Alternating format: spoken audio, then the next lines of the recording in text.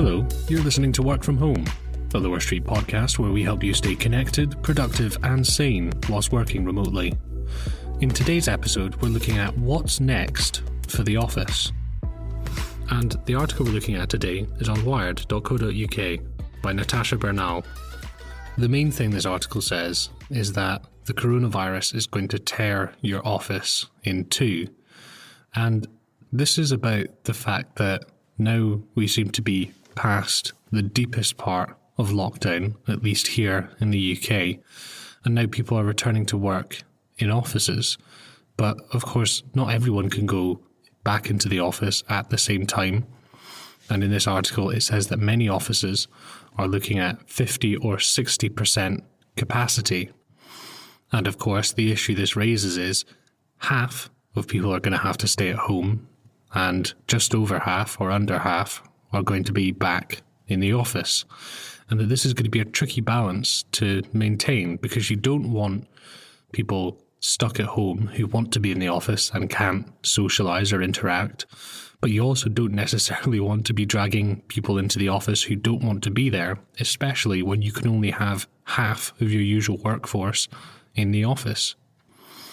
And of course, this isn't just a managerial issue. There are genuine concerns for safety when you're returning to work in the middle of a pandemic.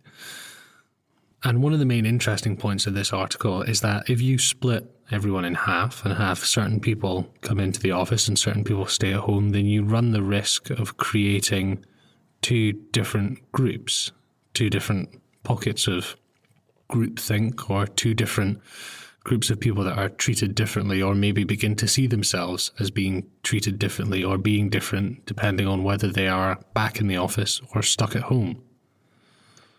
And they have a quote from a professor of leadership management at Harvard, which says that a lot of people maybe can't help the sense that those who aren't in the office are less committed or less important, even if we logically know that that's not the case.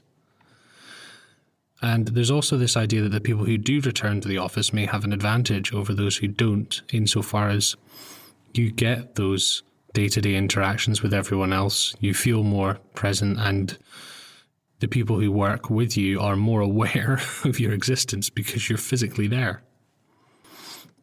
And another interesting point from this article is that there is these two phases when you switch the way that you're working. You know, when everyone went home to start working remotely, we had these adjustment lows where productivity was low and everyone was trying to figure out how to use all these remote networking and software tools and how to get their job done and collaborate remotely.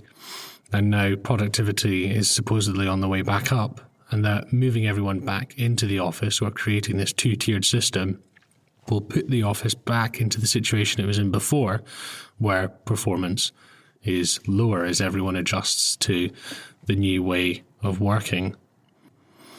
And of course, the people who go from working at home back to the office may not necessarily like the fact that they're back in the office. They may feel as though they have less autonomy or less freedom.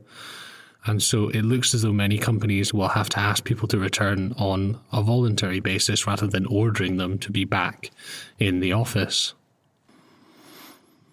So the solution presented by this article is quite interesting. It says that everyone should be in the office, just not necessarily at the same time.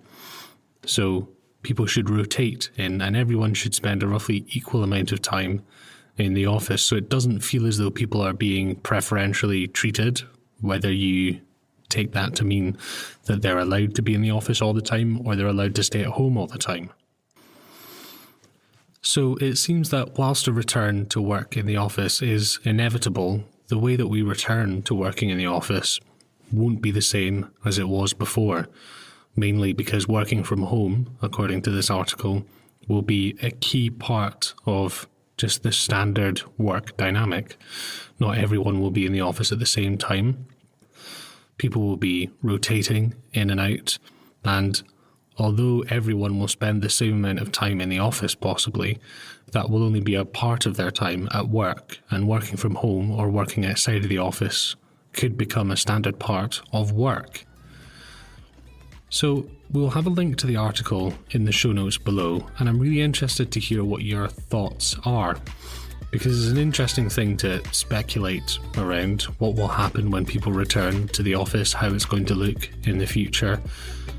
How do you think it will work for your job? Have you been told that you're going back into the office, staying at home? Have you heard anything concrete at all about what's going to happen as lockdown lifts? We'd love to hear from you and maybe talk to you on the show.